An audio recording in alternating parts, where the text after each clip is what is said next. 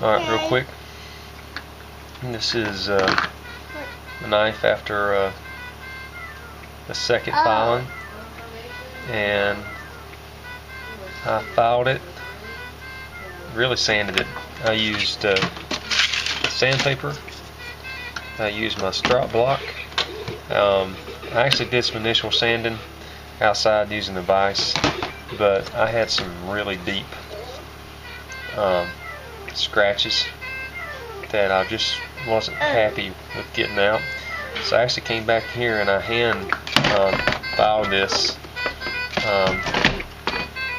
using just a strop and sandpaper. That's my 2-year-old trying to get into the picture here.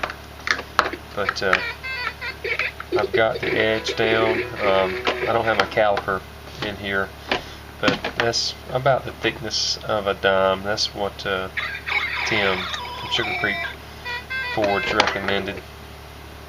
I've actually got this full convex.